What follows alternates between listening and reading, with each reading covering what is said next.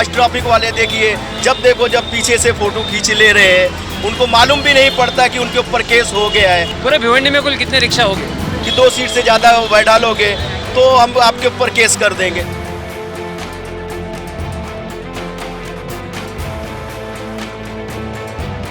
किसानों की तरह इनके भी हालात हो गए, ये भी आत्महत्या के कगार पे आ गए हैं। लोगों का तो ये आरोप है कि रिक्शा वाले जो है दादागिरी करते हैं भिवंडी के अंदर। अभी 4 दिन पहले हमारा एक रिक्शा वाला इसी सब वजह से आत्महत्या करने गया था।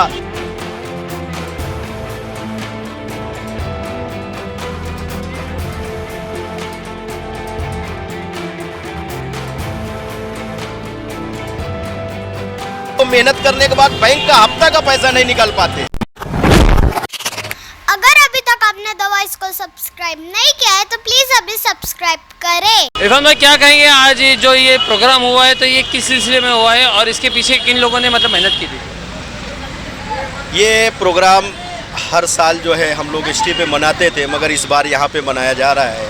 ये ख्वाजा गरीब नवाज की छुट्टी है 809वां, और ये अल्लाह के वली हैं और अल्लाह के वलियों की आप इज्जत करेंगे और उनके सदके तुफ़ैल से मांगेंगे तो अल्लाह ताला हमारी मदद करते हैं। इसलिए हम ये प्रोग्राम मनाते हैं और इसमें हमारे सिर्फ रिक्शे वालों का ही योगदान है, बाकी किसी का नहीं है।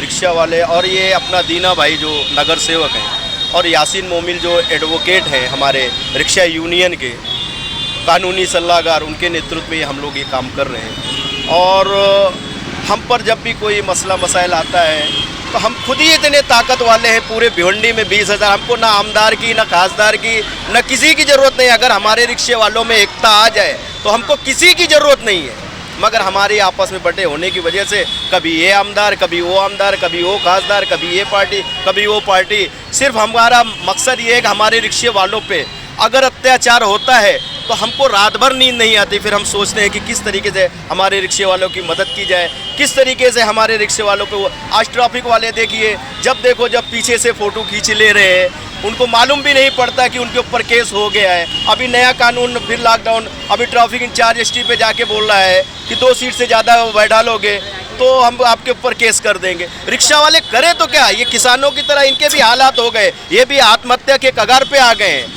बैंक वाले अलग इनकी दादागिरी कर रहे हैं, ट्रैफिक वाले अलग दादागिरी कर रहे हैं। जो 5,000 का बाइक लेके चलता है वो भी हमसे दादागिरी करता है, मगर हम मजबूर हैं बेचारे।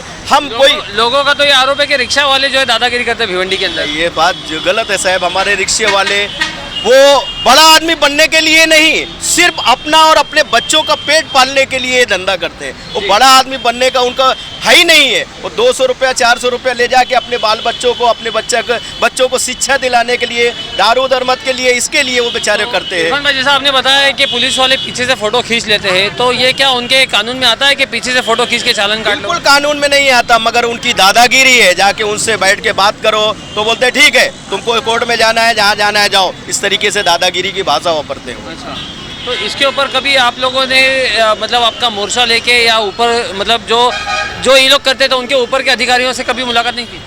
भाई हम लोग जो है ना डीसीपी साहब से टाइम मांग रहे थे, मगर परसों जो है वो दापोड़ा में कोई प्रोग्राम था, वहाँ चले गए थे। अब 1-2 दिन के अंदर हम लोग एक शिष्टमंडल जाएंगे, उनसे बोलेंगे कि साहब इस तरीके से रिक्शा वालों पे अत्याचार हो रहा है। अब तो 5 पुलिस स्टेशन के पुलिस वाले भी उतर आए हैं रोड पे ट्रैफिक वालों को केस करने के लिए। साहब ये रिक्शा वाले जाएंगे कहाँ? अभी 4 दिन पहले हमारा एक रिक्शा वाला इसी सब वजह से आत्महत्या करने गया था, उसको अल्लाह ने बचाया और हम लोग जाके उसकी मदद किए।